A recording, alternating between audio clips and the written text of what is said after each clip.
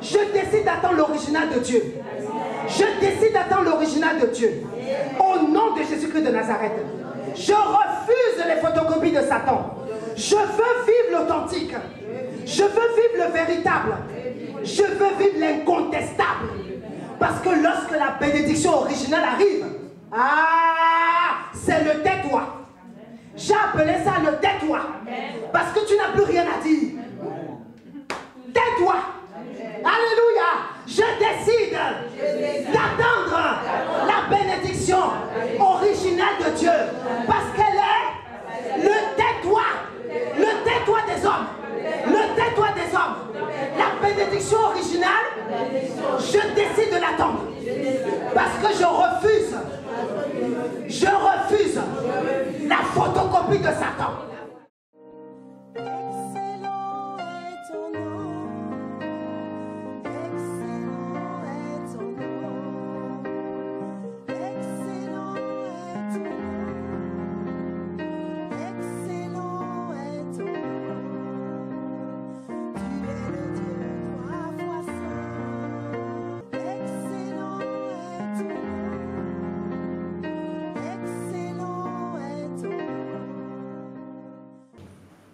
On va lire 2 Chroniques chapitre 20. J'aime beaucoup ce chapitre. 2 Chroniques 20. Versets 1 à 30. On ne va pas tous les lire. Je vous inviterai à les lire à la maison complètement. On va en lire quelques-uns. Et j'espère vraiment que lorsque vous allez les parcourir, votre cœur sera conquis, comme le mien a été conquis par ce chapitre. 2 Chroniques 20, chapitre 1 à 30. Verset 1 à 30. 2 Chroniques 20, verset 1 à 30. 2 Chroniques 20, verset 1 à 30. Nous verrons comment ce roi a remporté sa victoire sur ses ennemis qui se sont levés contre lui. Et je proclame également que tu remportes la victoire sur tes ennemis qui se sont levés contre toi. Je le répète à nouveau, tu remportes la victoire sur tes ennemis qui se sont levés contre toi. Au nom de Jésus. Le verset commence par, le chapitre 2 Chroniques chapitre 20 commence par « Après cela ». Après cela. J'aime bien. Après cela, ça veut dire qu'il y a eu. Il y a eu avant cela. Amen. Après cela, les mots sont très importants, vous savez. Et quand on lit la Bible, il faut s'attarder même parfois sur les virgules. Sur les points virgules. Parce que chaque chose, chaque point, chaque virgule, chaque terme a une signification bien précise. Il n'est pas dans la Bible juste pour faire joli. Alléluia. Donc moi, je me suis posé la question de savoir qu'est-ce qui s'est passé avant cela. Et avant cela, Josaphat, qui était le roi de Juda, Josaphat était un roi établi et choisi par Dieu. Il n'est pas arrivé par hasard. Il était le choix de Dieu, Josaphat. Et Josaphat a établi des juges. Et il leur a dit que ce n'est pas pour les hommes qui vont prononcer des jugements, mais pour l'Éternel. Ça veut dire que les jugements devaient être conformes à la volonté de Dieu. Et non à la volonté des hommes.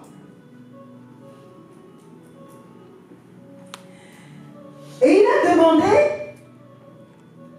leur a demandé de veiller sur leur conduite. Ça veut dire qu'il fallait avoir une conduite exemplaire. Et forcément, cette grande réforme que Josaphat a entreprise n'a pas plu à ses ennemis. N'a pas plu à certains peuples qui se sont levés pour l'attaquer. Et ces peuples sont au nombre de 3. Les Moabites, les Ammonites et les Maonites. Ils ont donc décidé de faire la guerre à Josaphat. Alléluia. Et là, on va lire les versets 3 et 4. 2 Chroniques 20, versets 3 et 4. Dans sa frayeur, Josaphat se disposa à chercher l'Éternel. Et il publia un jeûne pour tout Juda. Juda s'assembla pour invoquer l'Éternel, et l'on vint de toutes les villes de Juda pour chercher l'Éternel. Amen. Et là, on arrive à notre deuxième point. La deuxième clé. La première clé, je vous ai dit, c'était la louange et l'adoration.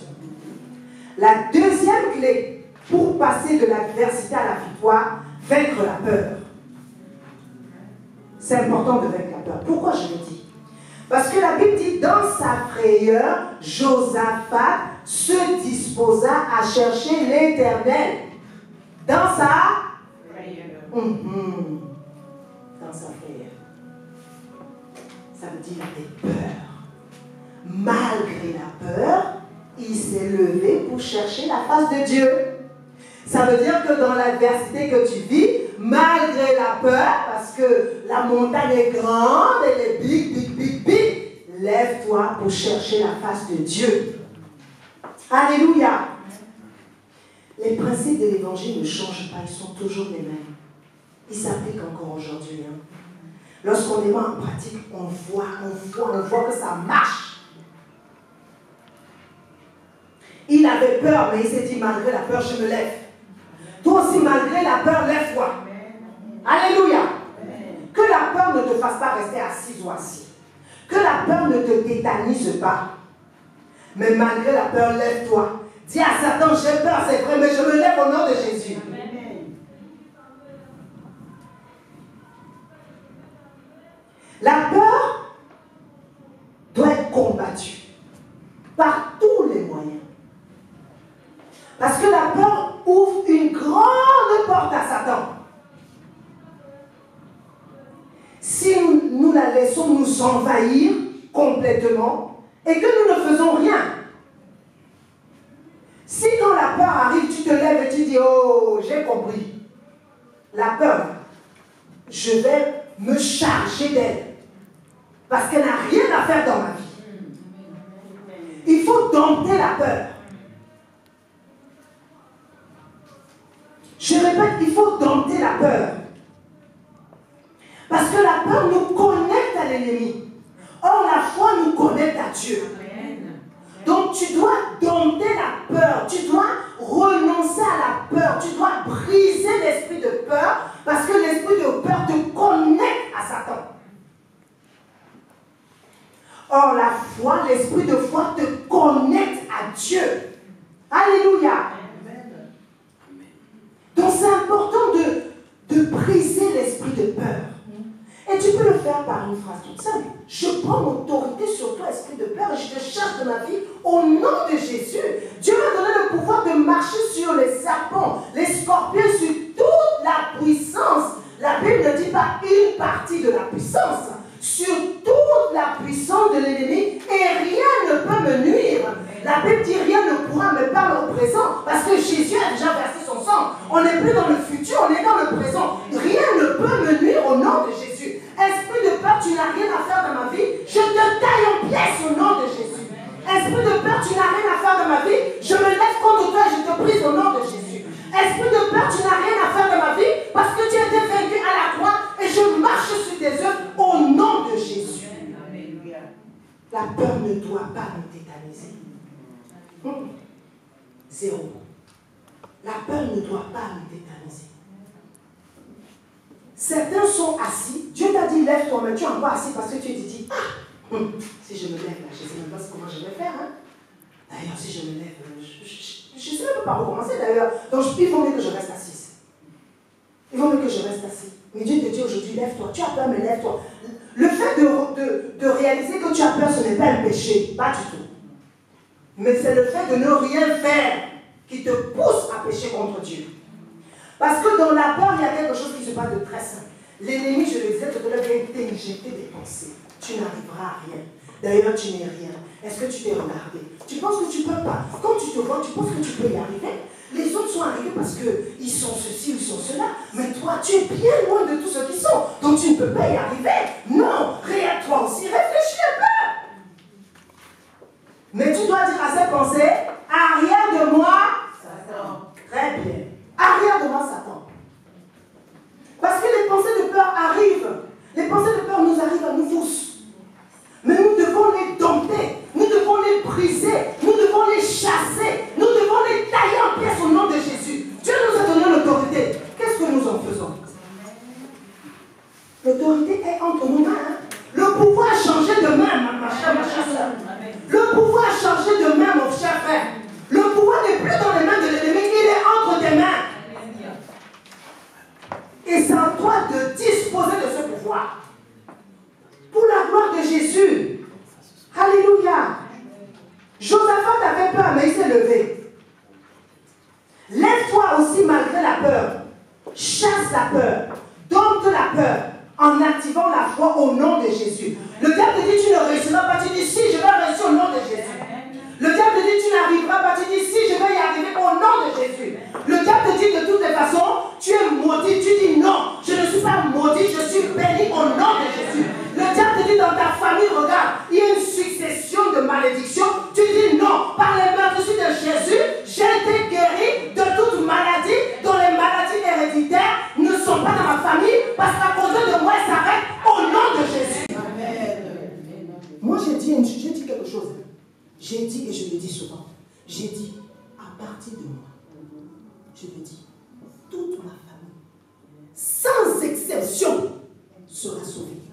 Né et à naître, jusqu'au retour de Jésus. Ah, la Bible dit, crois au Seigneur Jésus et tu seras sauvé, toi et ta famille.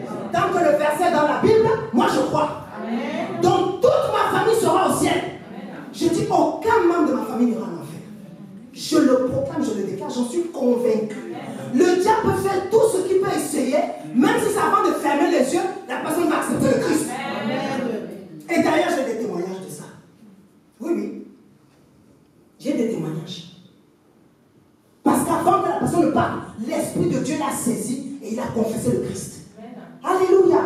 J'ai un oncle qui est décédé au mois de juin.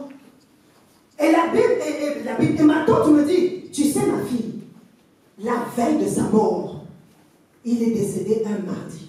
Le lundi, il a confessé le Christ. Au téléphone, il était au Cameroun et elle était en France et il a confessé le Christ.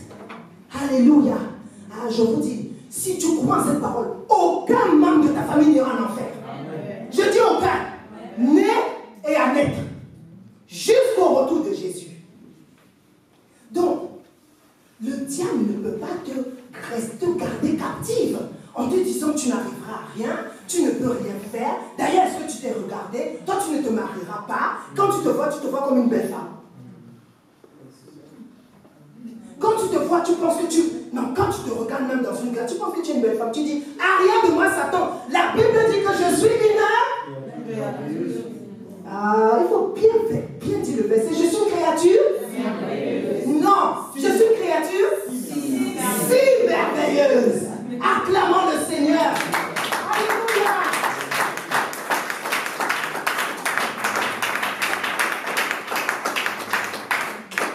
Quand il vient te dire, tu t'es regardé, tu dis, ah oui, je me suis regardé. Quand je me regarde, je vois que je suis une créature si merveilleuse. La gloire de Dieu est dans ma vie. Donc je marche avec l'assurance que Dieu est avec moi. Arrière de moi, Satan.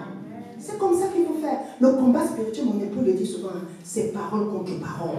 L'ennemi vient avec sa parole, toi aussi tu as la parole de Dieu. Amen. Alléluia. C'est comme ça. Quand il allait tenter Jésus, il ne s'est pas déguisé. Hein. Comment il agit? Dans les...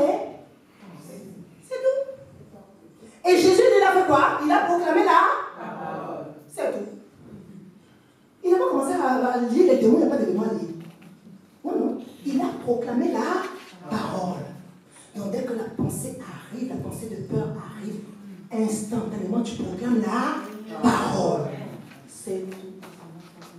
C'est aussi simple que ça. C'est pas compliqué. La Bible est simple. La foi est simple. C'est nous qui la compliquons. Parce que nous sommes trop compliqués. Il y a un pasteur qui disait que si on nous demande un jour d'apporter un corps qui a 5 pattes, on va aller chercher dans tout le monde entier s'il y a un corps qui a 5 pattes. Mais si on te dit, je lis la Bible, crois en la Bible, et tu seras sauvé, tu dis, oh, c'est trop simple ça.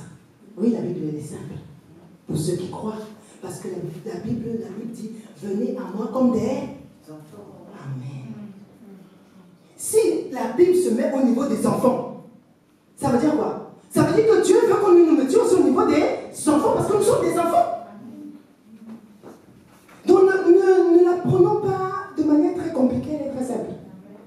Elle est même trop simple. C'est pourquoi je l'aime beaucoup la Bible. Parce qu'elle est très simple. Elle demande juste d'être appliquée. C'est tout. Juste appliquer la parole.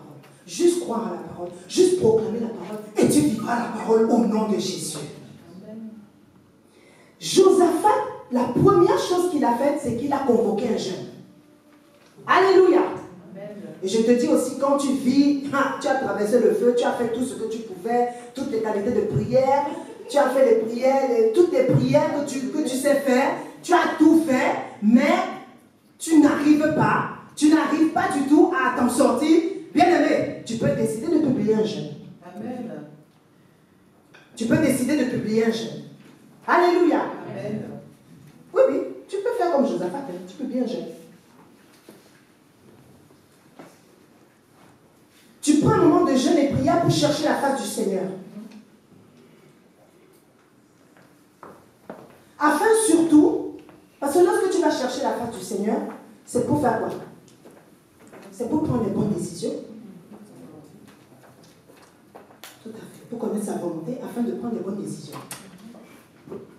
Mais si tu es dans l'euphorie ou dans le désespoir total, tu ne passes ton temps à te lamenter, rien ne va se passer. En fait, la situation va être encore plus compliquée qu'elle ne l'est déjà. Donc tu peux décider de publier un jeûne, c'est ce qu'il a fait. Alléluia. En second, versets 5 à 7, on va le lire. En second, il a adoré l'Éternel. Ils ont adoré l'Éternel. Ils ont adoré l'Éternel. Josaphat se tient debout au milieu des habitants de Jérusalem et des autres Judéens face à la nouvelle cour du temple. Je lis une autre version, je l'ai trouvée très simple et beaucoup plus facile à comprendre. C'est la version parole de vie, je vous la donne. Il dit, Seigneur, Dieu de nos ancêtres, c'est toi qui es dans le ciel, c'est toi qui gouverne tous les royaumes de la terre. Tu possèdes la force et la puissance, et personne ne peut te résister. C'est bien toi, notre Dieu, qui as chassé les habitants de ce pays quand Israël, ton peuple, y arrivait. Et tu as donné ce territoire pour toujours aux membres de la famille d'Abraham, ton ami. Et là, c'est un principe très très important à noter. Lorsque tu rentres en jeûne, ne commence pas à dire, hé, vraiment Seigneur, comme tu vois la situation, c'est la catastrophe, s'il te plaît, viens à mon secours. Ce n'est pas la peine. Dieu nous attend trop longtemps. Tu commences par adorer l'Éternel. Tu commences par bénir Dieu pour ce qu'il est et pour ce qu'il a déjà fait dans ta vie, parce qu'il a fait certainement des choses innombrables. Tu ne poses pas ton problème tout de suite. Tu commences par la case adoration. C'est important. S'il vous plaît, c'est très, très, très important. Quel que soit le jeûne que tu fais, quelle que soit la motivation de ton jeûne, commence par adorer l'Éternel. D'ailleurs, même, tu dois commencer d'abord par la repentance. Une fois que tu as fini la repentance, tu passes à l'adoration. La louange et à l'adoration. Il ne faut pas brûler cette étape, s'il te plaît, parce que la repentance, on y pense systématiquement. Parce qu'on a le souci de ne pas se présenter devant le Seigneur, j'ai envie de dire impur, bien que, en réalité, est-ce que nous sommes complètement purs? Nous sommes justifiés par la grâce. Alléluia. Mais une fois que tu es passé par la case repentance, bien aimé, passe aussi par la case louange et adoration. Rends grâce à Dieu, tu dis Seigneur, tu es Dieu. Tu es le Dieu des cieux, tu es le Dieu de la terre. Tu es celui qui règne éternellement. Si tu ne sais pas quoi dire comme prière, prie avec le Notre Père, que nous tous on connaît là. Tu pries avec ça. Alléluia. Parce que quand tu pries avec ça, tu dis que ton règne vienne. Ça veut dire que ta volonté soit faite sur la terre comme au ciel également. Ça veut dire que tu dis à Dieu, fais comme bon te semble. Loue et adore Dieu, c'est important. Commence par là. Commence par là. L'adoration doit toujours être faite avant d'exposer sa situation. Et ensuite, versets 8 à 12. C'est là où ils vont exposer clairement, je dis bien clairement et simplement leur requête. Il y en a qui commencent à faire des phrases kilométriques, ça ne sert à rien. À ce niveau-là, sois simple. Alléluia.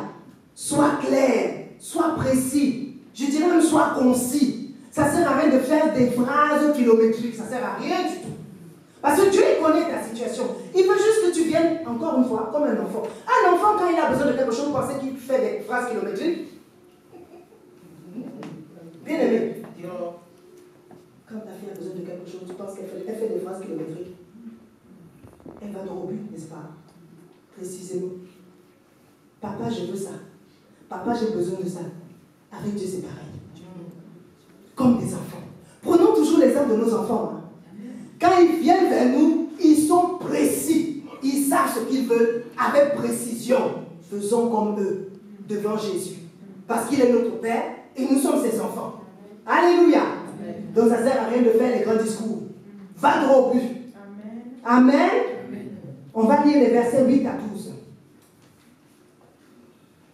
Ils l'ont habité et t'y ont bâti un sanctuaire pour ton nom, en disant: s'il nous survient quelque calamité, l'épée, le jugement, la peste ou la famine, nous nous présenterons devant cette maison et devant toi, car ton nom est dans cette maison.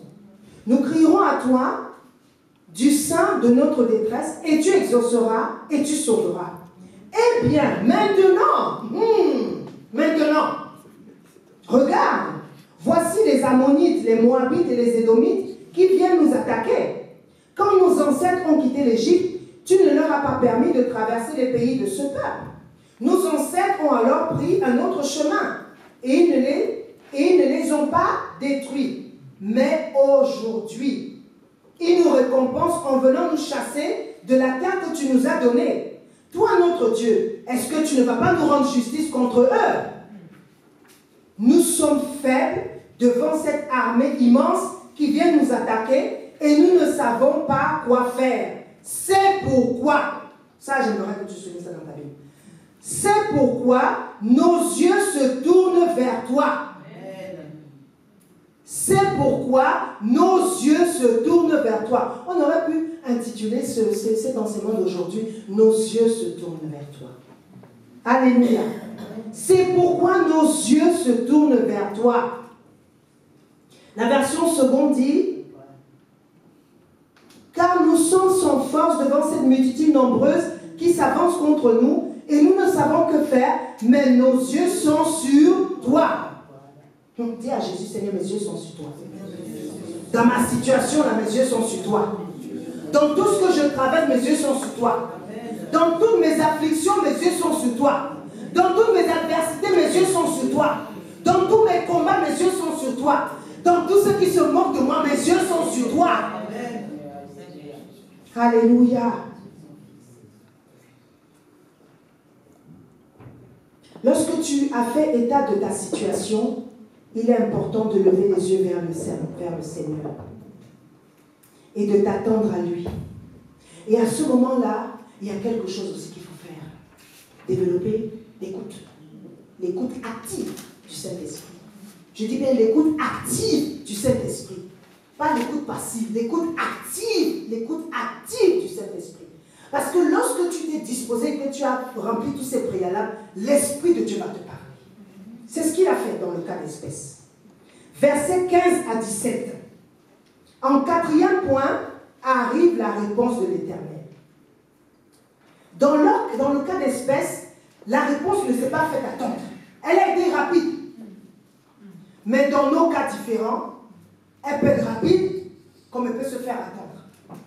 Et c'est vrai que pour nous, un jour c'est un jour. Mais pour Dieu, 1000 ans sont comme un jour. Et un jour est comme 1000 ans. Waouh! Donc lorsque nous nous sommes devant le Seigneur, pitié Seigneur, pitié, cette situation, s'il te plaît, fais quelque chose. Mais c'est résolu depuis dans le calendrier de Dieu. Il faut juste entendre, peut-être que c'est l'année 2020, mais toi tu es en 2019, et Dieu te dit pas attends 2020. Donc tant que tu vas crier à lui, rien ne va se passer en 2019, parce que le temps de la gloire de Dieu c'est en 2020, ou en 2021, ou au temps il aura choisi. Dans le calendrier du Seigneur, la date de, j'ai envie de dire, de la chute, de la chute est déjà planifiée. Il faut juste que tu attendes la chute. Dis avec moi, j'attends la chute de ma bénédiction. J'attends la chute de ma bénédiction. Je ne la précipite pas. Je ne la fais pas en dehors du temps de Dieu. J'attends la bénédiction authentique qui arrivera au temps de Dieu, au nom de Jésus. Amen. C'est important parce que on vit dans le temps, mais Dieu vit dans l'éternité. Et c'est vrai que très peu de personnes vivent 120 ans aujourd'hui. Il y en a encore quelques-uns, mais très peu vivent 120 ans aujourd'hui. Donc compte les jours. Mais bien aimé, j'aime bien vous donner ce témoignage, je vais le donner à quelqu'un. Je ne sais pas qui ça concerne, mais je vais te le donner. Je vais te dire, j'ai 48 ans. J'ai un enfant qui a 22 ans. Avec mon époux Timothée, on a perdu un bébé. Mais moi, je crois que je tomberai en force. Le médecin m'a dit, Madame Kitty, il faut oublier. Il faut oublier, il faut voir l'âge. Madame Kitty, il faut passer à autre chose. Moi, vous avez un enfant. Il y en a qui n'en ont même pas un. Je lui ai dit, docteur, vous n'avez pas tort. Effectivement, j'ai un enfant. Mais au nom de Jésus, j'en aurai d'autres. Je ne sais pas quand. Alors, il y a 3 jours, non, même, attends, maman. Oh, maman Vivienne, attends, j'arrive là-bas. Je regardais la télé, les informations un jour, je ne sais plus, il y a que 2 ou 3 jours. J'ai filmé, j'ai dit, waouh, Dieu, tu es trop fort. Amen. Si tu as fait ça pour cette femme chinoise, tu es en mesure de le faire pour moi. Une femme chinoise qui a conçu, qui a eu un bébé par voie naturelle et qui a accouché, excusez-moi, à 67 ans. Amen. Eh oui. Oui. Si Dieu a donné à 67 à une femme chinoise, à combien plus forte raison à moi, son enfant? Donc sur le haut de mes 48 ans, ça va encore venir. Au nom de Jésus, ça viendra. Alléluia. Le médecin m'a dit, il faut oublier. Je lui ai dit, toi tu donnes ton verdict, mais mon Dieu n'a pas encore dit son dernier mot. Et comme mon Dieu est celui qui se lève toujours dans ma situation, le dernier, il va se lever. C'est tout. C'est tout. Donc je te dis, si moi j'attends, sur le haut de mes 48 ans, bien aimé, tu peux attendre aussi. Comment il va faire? Je ne sais pas. Mais je suis convaincu. Même si on me voyait en pleine nuit, on dit, Pasteur Lisa, t'es sûr que tu vas encore concevoir? Ah oui, tu vas encore. Même si je suis endormi, comment je me dis, ah oui, certainement je concevrai.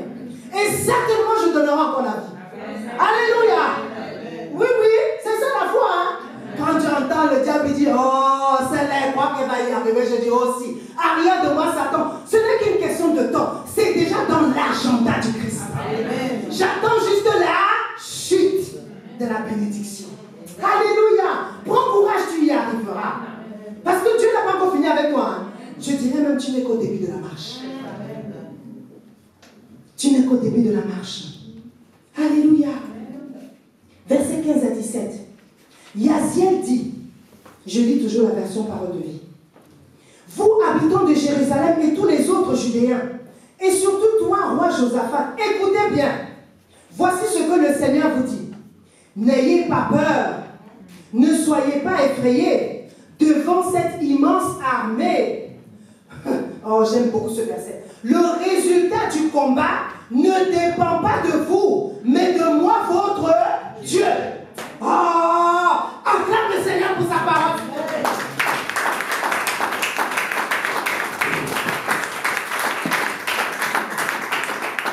Le résultat du combat ne dépend pas de vous, mais de moi, votre Dieu. Le résultat de ton combat ne dépend pas de toi, mais de ton Dieu. Le résultat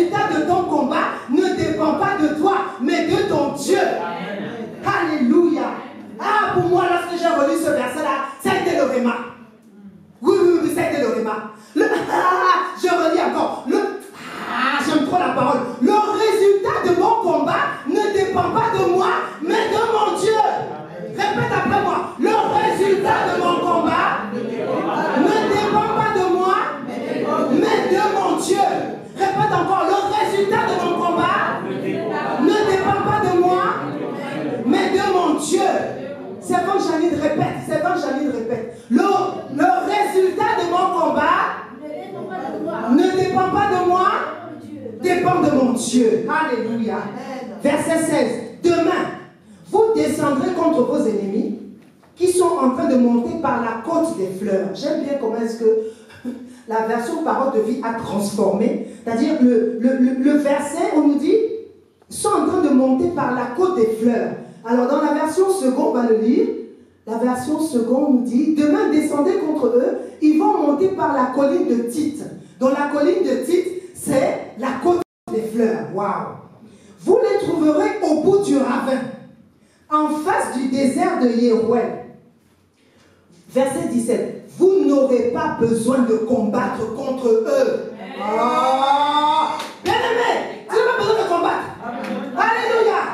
Tu n'as... Oh, c'est ça, yes. C'est fini. Tu n'as pas besoin de combattre. Pourquoi? Parce que celui qui a combattu est en toi et t'a rendu plus que vainqueur. Il n'y a pas de combat là. Il n'y a pas de combat. Oh, la parole est sucrée. Tu n'as pas besoin de combattre. La Bible dit, habitants de Jérusalem et de Juda, tenez-vous là et arrêtez-vous et regardez comment moi le Seigneur, je vous délivrerai. Oh yes, je vous délivrerai. N'ayez pas peur, ne soyez pas effrayés. Demain, c'est ça, allez à leur rencontre. Excuse-moi, ça veut dire que quand tu te parles, il faut te lever et agir. Merci. Une fois que tu rentres en prière, que tu es resté dans l'écoute active, et que l'Esprit t'a parlé, ne reste pas non, là c'est plus moi de rester assise. Tu dois te lever. Amen. Alléluia. Tu dois te lever. Je vous délivrerai. N'ayez pas peur. Ne soyez pas effrayés. Demain, allez à leur rencontre et moi, le Seigneur, je serai avec vous. Amen. Alors, l'exaucement est arrivé par la bouche du prophète. Dans la version seconde, c'est le prophète Jacaziel. Dans la version parole de vie, c'est Yaziel. Donc, Dieu a prophétisé par la bouche de ce frère. Alléluia. Ça veut dire quoi? Ça veut dire que la réponse de Dieu arrive comme il veut. Ça peut être par une prophétie. Ça peut être lorsque tu ouvres la Bible et puis Dieu te donne un verset. Ça peut être par une parole de connaissance. Ça peut être par un songe, une vision. Mais, il y a un mais. Le mais, c'est à toi de prendre garde à ce que Dieu te dira et d'agir. Parce que parfois, c'est là où il y a la confusion dans les pensées. C'est telle pensée? Est-ce que c'est telle pensée? Elle se bouscule dans les pensées. Non, c'est pas le moment de la bousculade. Alléluia. Il faut que tu équilibres les choses. Et que tu ramènes tes pensées, à l'obéissance de la parole. De telle sorte que tu puisses agir conformément à la parole. Ça veut dire que ce n'est pas le moment où tu dois avoir des pensées qui sont distraites. C'est le moment où tu dois être concentré parce que j'attends la réponse de Dieu et je dois agir conformément à la réponse de Dieu. Alléluia. Amen. À ce niveau, tu dois vraiment être obéissant à la volonté de Dieu qu'il t'aura révélée. Dieu peut t'exaucer et te donner une instruction à suivre. Alléluia. Il peut te dire, comme il a dit, levez-vous. Demain, allez à leur rencontre. Mais moi, je serai avec vous. Et je vous délivrerai.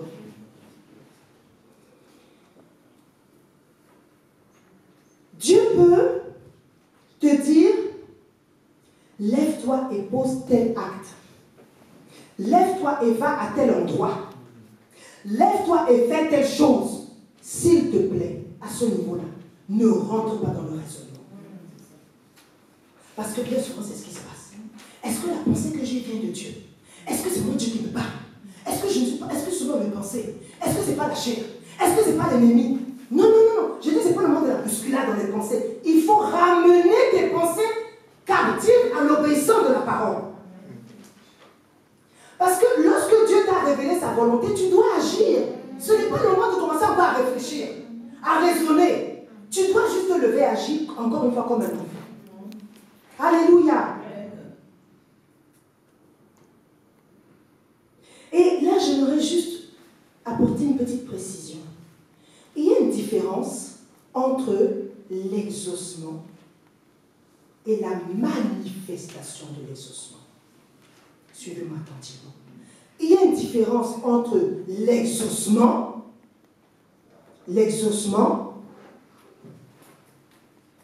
et la manifestation de l'exaucement. Il y a une différence. Dans leur cas, ils ont eu l'exaucement par le frère Yaziel. Alléluia. Ou Jacaziel en fonction des versions.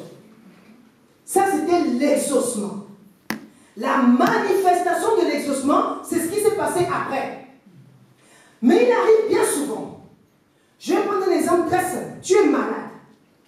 Et tu fais exactement comme Josaphat. Et puis, Dieu te donne une parole. Et il peut te parler et te dire, comme il a dit à Lazare, comme il a dit dans le cas qui concernait Lazare.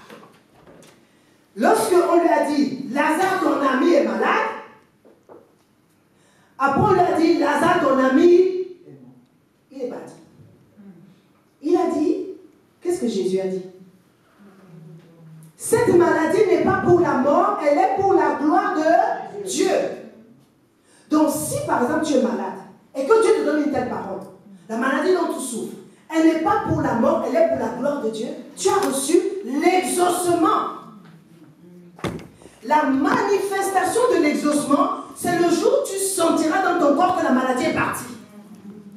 C'est là où tu auras la manifestation de l'exaucement. Bien aimé, il y a une différence. Mais lorsque Dieu te donne la parole en te disant, dans ton cas, c'est comme dans le cas de Lazare, arrête de prier. Seigneur, s'il te plaît, guéris-moi. Ça ne sert plus à rien, il t'a déjà exaucé. Ne raconte pas, s'il te plaît.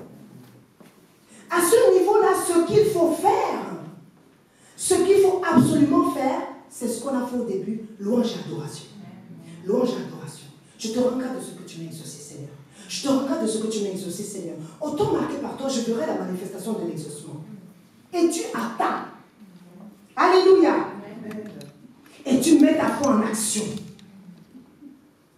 La foi, Hébreux 11, verset 1 nous dit, c'est la ferme assurance des choses qu'on espère.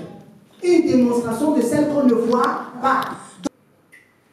Et tu pourras recevoir la guérison autant que Dieu l'aura décidé. Hein. Ça peut être instantané, comme ça arrive pour certains, comme ça peut prendre... Souviens-toi, c'est marqué dans l'agenda de Dieu. Il faut juste attendre la chute. C'est tout le cadeau, le big cadeau. Il faut juste l'attendre. Alléluia. On va terminer. Ça ne sert plus à rien à ce niveau-là de dire Seigneur, guéris-moi. C'est déjà fait. Et tu vas donc passer maintenant à la troisième clé. La troisième clé pour passer de l'adversité à la victoire, c'est développer la patience et la persévérance. Ah là, j'avoue, c'est pour nous tous, y compris moi. Oui, oui, je reconnais. Parce que l'impatience fut un de mes gros défauts. Mais Dieu m'a tellement brisé que je me suis fait violence d'accepter le brisement. Sinon, tu retournes dans le monde. Ceux qui sont impatients retournent dans le monde souvent. Ceux qui sont impatients abandonnent le Christ. Puisqu'ils ne croient plus dans la promesse. Ils ont tellement attendu. Ils ne croient plus dans la promesse. Mais Abraham a attendu 99 ans. Ah! Il y a encore la marge, hein? Et la Bible l'appelle le père de la foi. Tu as 99 ans? Non, je pose une question. Tu as 99 ans? Ah, donc, ça veut dire que tu dois encore attendre. La chute arrive. oui. Comment dire? Il ne faut pas précipiter la bénédiction. Et j'aime le dire. Il faut laisser les photocopies de Satan. Et il faut attendre l'original de Dieu. Et vous savez, l'original de Dieu, c'est comme un plat que tu mets. Vous savez, il y a la photocopie de Satan, ça va être la bénédiction micro-ondes. Je mets dans le micro-ondes, j'attends 2 minutes et mon repas est chaud. N'est-ce pas? Il est prêt. Je décongèle, au bout d'un quart d'heure, c'est prêt à manger. N'est-ce pas? Alors, Dieu ne fait pas comme ça. Dieu, ce n'est pas le micro-ondes. Dieu, c'est le four traditionnel au bois. Je répète, Dieu, c'est le four traditionnel au bois. Ce n'est pas induction au four, non, non, c'est le bois. Donc, pour le bois, bien aimé, il y a quelque chose à faire. Parce que pour le bois, premièrement, il faut trouver le bois. Il faut trouver le charbon. Il faut trouver les allumettes. N'est-ce pas? Il faut allumer le feu. Et en plus, il faut être patient le temps que la flamme prenne. Parce que ça ne prend pas en 30 secondes. Ah, merci, merci, merci Joël. Il faut avoir l'éventail pour faire comme ça, de telle sorte que le feu commence à arriver à un moment donné. N'est-ce pas? C'est ça la bénédiction authentique. Et une fois que le feu est arrivé, que maintenant on sent que les braises sont bien chaudes, il faut poser le plat et attendre que le plat cuise. Et dans le plat, on aura les saveurs du feu de bois. On n'aura pas le micro-ondes. Alléluia. Dis, je refuse les bénédictions. Micro-ondes. Je décide d'attendre la bénédiction authentique qui est faite au feu de bois traditionnel. Au nom de Jésus. Alléluia. Oui, oui, c'est ça. Lui, il vient avec sa photocopie en te disant, tu mets 2 minutes et puis c'est bon. Dans 2 minutes, tu manges. Tu dis non, moi c'est le feu, le bois, le feu, l'allumette et l'éventail. Mais quatre instruments pour que le feu prenne. Alléluia. Ah, j'ai oublié. Et la casserole, merci. Merci, servant de Dieu. Et la casserole, donc il y a 5 ingrédients. Le feu, non, pardon. Le bois, le charbon, la casserole, les allumettes et l'éventail. Ah. Et l'éventail. Et c'est vrai, quand tu fais comme ça ne prend pas tout de suite. Hein. Parfois, tu peux attendre 15 minutes. Or, les 2 minutes du micro-ondes, là, c'est fini depuis. Et en plus, si vous avez remarqué, lorsque tu mets au micro-ondes, il faut manger vite. Parce que si tu ne manges pas vite, ça commence à se refroidir. Oui ou non? Le pain, si tu mets le pain est durci. Or, si tu le mets au four, il est toujours croustillant au bout d'une demi-heure. Mais c'est pas bien. Et la bénédiction de Dieu, elle est également, je l'ai également imagée comme quelqu'un qui se lève et qui décide, bon, je vais descendre. Mais j'ai le choix. Je prends l'ascenseur ou je prends l'escalier. La bénédiction authentique, c'est celle qui prend l'ascenseur pour arriver. L'escalier, pardon. Oh, qu'est-ce que je... Merci. La bénédiction authentique, c'est celle qui prend l'escalier pour arriver. La photocopie de Satan, c'est celle qui prend l'ascenseur. Dis, arrière de moi, Satan veut des photocopies. Arrière de moi, Satan veut des photocopies. Je décide d'attendre l'original de Dieu. Je décide d'attendre l'original de Dieu. Au nom de Jésus-Christ de Nazareth. Je refuse les photocopies de Satan. Je veux vivre l'authentique. Je veux vivre le véritable. Je veux vivre l'incontestable. Parce que lorsque la bénédiction originale arrive, c'est le tais-toi. J'ai appelé ça le tais-toi. Parce que tu n'as plus rien à dire. Tais-toi. Alléluia. Je décide d'attendre la bénédiction originale de Dieu. Parce qu'elle est le tais-toi. Le tais-toi des hommes. Le tais-toi des hommes. La bénédiction originale, je décide de l'attendre. Parce que je refuse Je refuse la photocopie de Satan. Oh, je veux le tais-toi des hommes. Au nom de Jésus. Si tu as quelque chose à retenir aujourd'hui, Alléluia. Le diable, ça sera le tais-toi. Amen. On regarde, on dit, waouh. Amen. C'est elle qui a été bénie comme ça. Waouh. Alors là, son Dieu dont il nous a parlé là, il est grand. Alléluia. C'est ça qui va t'arriver au nom de Jésus. Amen. Si tu fais ce que Josaphat a fait là, je dis c'est ça qui va t'arriver au nom de Jésus. Amen. Matthieu 24, verset 13 dit, Matthieu 24, verset 13 dit, Matthieu 24, verset 13, mais celui qui persévérera jusqu'à la fin sera sauvé. Bien-aimé, persévère. Sois patiente et persévère. Alléluia.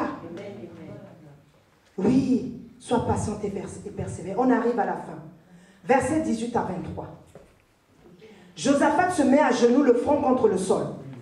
Tous les habitants de Jérusalem et les autres Judéens se mettent aussi à genoux pour adorer le Seigneur. Verset 19. Ensuite, les Lévites des clans de Kéra, de Kéhat et de Corée se relèvent. Et ils chantent à pleine voix la louange du Seigneur, Dieu d'Israël. Leur adoration, ça c'est merveilleux. Ils ont commencé à chanter la louange.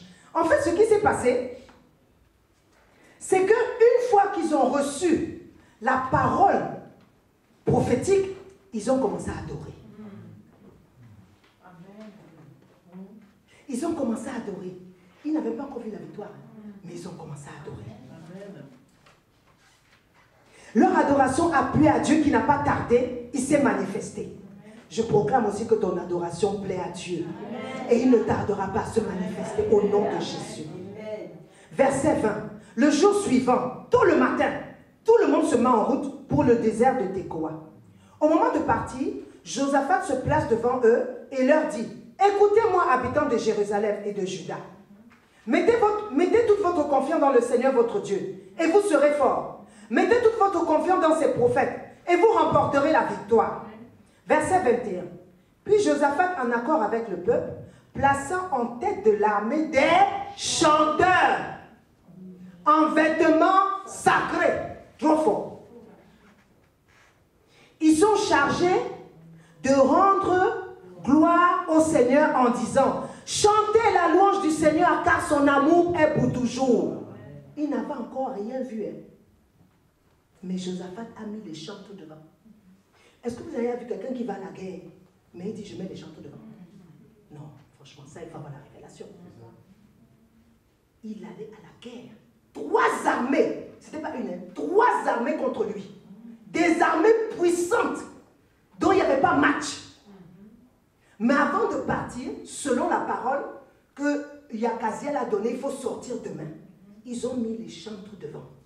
Oh, dis avec moi, Seigneur, je décide à compter de ce jour de te louer et de t'adorer, quelle que soit la situation que je vis, car je sais que ma louange et mon adoration attirent ta faveur et tu me fais sortir de ma situation au nom de Jésus. Alléluia.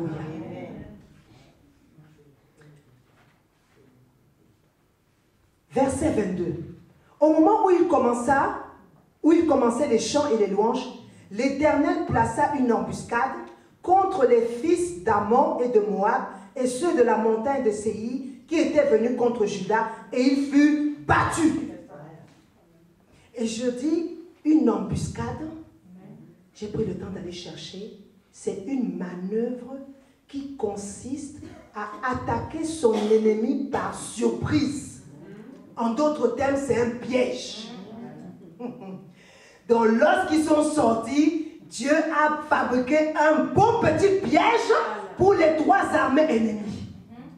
Suivons la suite, verset 23. Les Ammonites et les Moabites commencent par attaquer les Édomites et ils les tuent jusqu'au dernier. Ensuite, ils se tuent les uns les autres.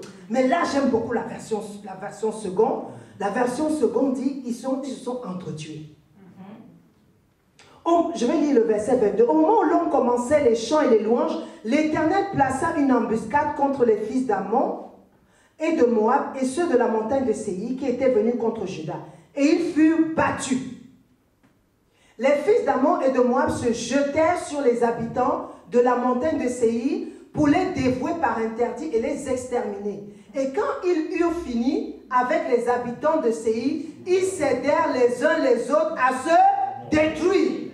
Oh! Dis avec moi, mes ennemis vont s'entretuer. Mes ennemis vont s'entretuer. Mes ennemis vont s'entretuer. Au nom de Jésus. Donc lorsque ils ont décidé de sortir, Dieu a tendu un piège aux armées ennemies.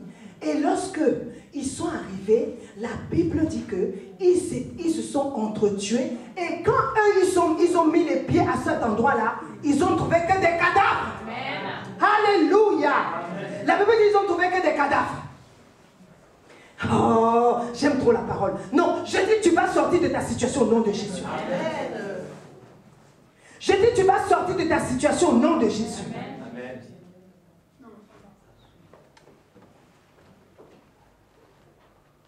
Pour qu'ils arrivent à s'entretuer, ils étaient venus à trois armées contre une seule. Mais comment se fait-il qu'ils se sont retrouvés à s'entretuer? Non. Dis avec moi, Dieu est fort. Dieu est fort. Mon Dieu est fort. Mon Dieu est fort. Oh, je déclare que mon Dieu est fort. Je sors de ma situation au nom de Jésus. Je ne reste pas dans cette situation. Je m'en sors au nom de Jésus. Parce que mon Dieu place une embuscade. Oh, il place une embuscade. Il place une embuscade contre mes ennemis. Et mes ennemis s'entretuent. Au nom de Jésus-Christ de Nazareth. Oh oui, c'est ça qui se passe. Je le déclare sur ta vie. C'est ça qui se passe. Amen.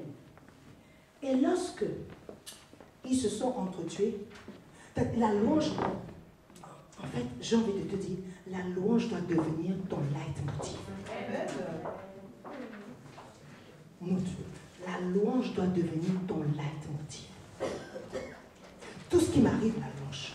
Tout ce qui m'arrive, la louange. Tout ce qui m'arrive, la louange. Tout ce qui m'arrive, la louange. Parce que lorsqu'ils ont remporté la victoire, parce que c'est ce qui s'est passé, qu'est-ce qu'ils ont fait? À nouveau, ils ont commencé à louer. À nouveau, ils ont commencé à louer. Et à adorer le Seigneur. Alléluia. Loue le Seigneur quelles que soient les situations. Loue le Seigneur quelles que soient les situations. Loue le Seigneur quelles que soient les situations. Alléluia. Daniel dans la fosse au lion, il a loué l'Éternel et Dieu l'a délivré. Dans la fournaise ardente, il a loué l'Éternel et le quatrième homme est apparu. Ils étaient trois et puis le roi dit, mais je vois il y a un quatrième homme. Mais qui est-il? Le quatrième est la personne du Saint-Esprit. Je te rappelle que le Saint-Esprit est une personne. Donc le quatrième homme était la personne du Saint-Esprit. Alors loue le Seigneur bien-aimé. Alléluia. Que la louange devienne ton leitmotiv. Que la louange devienne ta manière de vivre. Que tu adoptes une manière de vivre où le matin tu loues, le midi tu loues, le soir tu loues. Tu loues en tout temps. Pendant que l'ennemi est en train de placer les embuscades, toi tu es dans la louange. Ah, il va tomber lui-même dans les embuscades qu'il a faites contre toi. Alléluia.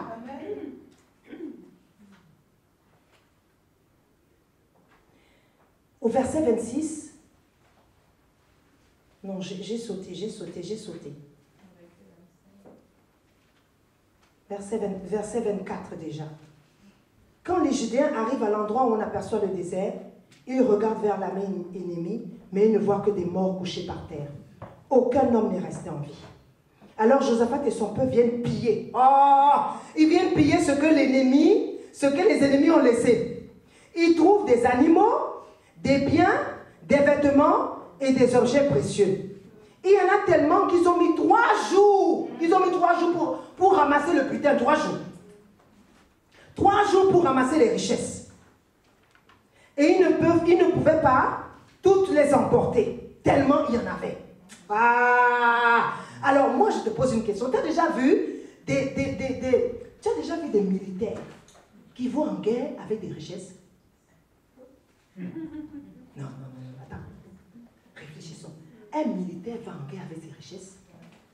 Mais la Bible dit, lorsqu'ils se sont entretués là, quand ils sont arrivés, ils ont trouvé des animaux, des biens, des vêtements, des objets précieux. Alléluia. Donc tout ça, c'était pour qui? C'était pour Josaphat et son armée. Alléluia. Oh, Dieu est trop fort. Ils sont partis en la guerre avec des biens précieux. Moi, si je vais en guerre, même les bijoux, je laisse. Parce que je vais à la guerre. Mais ils sont partis avec des biens précieux à la guerre. Je n'ai jamais vu quelqu'un qui va à la guerre avec des biens précieux. Si ce n'est que c'est pour... Parce que les biens précieux ne sont pas pour lui. Ah, la Bible dit quoi? Les richesses des nations sont pour...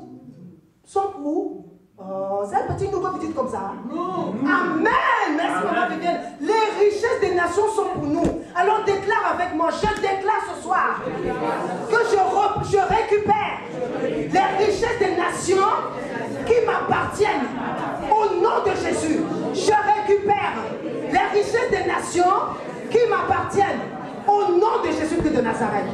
Amen. Ensuite, au verset 26, le 4e jour, ils se rassemblent dans la vallée de Beraka. Et j'ai recherché, Beraka, ça veut dire merci. Encore une fois, ils disent merci. Ils louent Dieu et ils adorent Dieu. Que l'adoration devienne ton leitmotiv à partir d'aujourd'hui. Et on arrive au dernier point que j'aborde en 2 minutes. La louange conduit à la paix. La louange conduit à la paix. Et là, on va lire le verset 30. Le verset 30. Josaphat fut tranquille et son Dieu lui donna du repos de tous côtés. À gauche, repos. À droite, repos. À gauche, repos. Devant, repos. Derrière, repos. En haut, repos. En bas, repos. De tous côtés. L'Est, l'Ouest, le Sud, l'Est, l'Ouest, le Sud et le centre. C'est ça, hein? Les 4 points cardinaux. De tous côtés, le royaume de Josaphat a eu la paix. Ça veut dire que la louange conduit à la paix. La louange conduit à la paix. La louange conduit à la paix. La louange conduit à la paix. Développe ta relation avec le Saint-Esprit. Développe davantage d'intimité avec le Saint-Esprit. Je répète, développe davantage d'intimité avec le Saint-Esprit. Alléluia. Alléluia. La louange et l'adoration te procurent aussi la paix. Comme c'est arrivé à Josaphat et à son armée. C'est ce qui t'arrive aujourd'hui au nom de Jésus. Si je dois résumer en une phrase, je te dirais, loue et adore Dieu en toutes circonstances. Loue et adore Dieu tous les jours, plusieurs fois par jour, que la louange devienne ta raison d'être. Alléluia. Je suis né pour louer l'Éternel. Je suis né pour adorer l'Éternel. Est-ce que tu veux le répéter avec moi? Je suis né pour louer l'Éternel. Je suis né pour adorer l'Éternel. Je déclare que, à compter de ce jour, la louange et l'adoration sont et seront toujours sur mes lèvres au nom de Jésus. Amen. Amen. Amen. Amen.